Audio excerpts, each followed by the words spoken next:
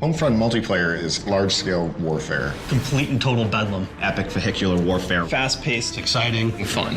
Homefront multiplayer takes place during the occupation wars. This is the time when the Korean army was invading the US after a deadly EMP attack and cyber attack. The remnants of the US military are kind of off, still trying to hold on and fight off the Korean invasion as best they can. The battles really take place in various locations, from suburban cul-de-sacs to department stores to a highway interchange, so you get to experience a wider swath of America.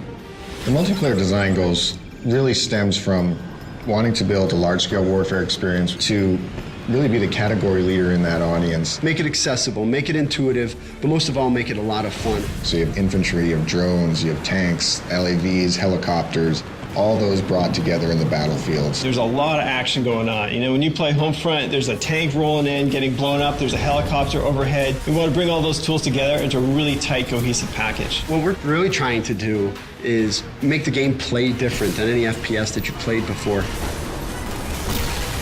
The whole idea behind vehicles and Homefront is you should get in and start having fun right away. This is not the kind of game where you need to spend 2 hours learning how to fly a helicopter. Battlepoints really gives us an in-game economy. So you're doing actions in the game, and every one of those actions is earning you points. So Battle Points basically allows us to put a price on each vehicle, to put a price on every special weapon. Rather than just saying like, oh great, you captured that objective, here's some experience, we're saying, hey, you captured that objective, that's great, now here's a tank. You can buy everything from tanks, helicopters, to drones, to additional ammo for your RPG.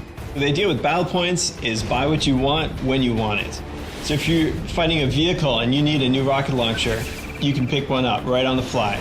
The near future setting for Homefront gives us the ability to bring in some near future technology like drones. What drones add to the game is a lot of new and interesting types of ways to fight your enemy and to fight them without putting yourself at risk. I may spawn in the game initially and deploy my recon drone, and I start marking different targets. Ground control, everyone races for these 3 objectives, and then when you capture an objective, you start gaining points. Now, when you gain enough points, it'll actually push the whole line over to the enemy section. You're not spread out amongst a vast area. You feel the infantry-style combat, that intense battle for the objective points, as well as have the epic vehicular warfare reigning in.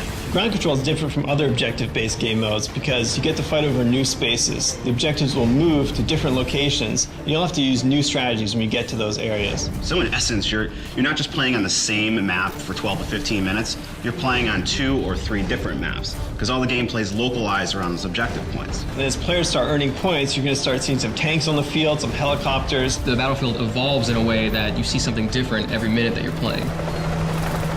Homefront is doing dedicated servers. In console games, you can get up to 32 players. In PC, obviously, it's even more important to have dedicated servers. After Homefront ships, I'm probably gonna kick back by playing Homefront and destroying noobs online. It's interesting, as a developer, you have pretty much like one day where you know a lot more than everyone else at the game. After that one day, you're getting your ass kicked like everyone else.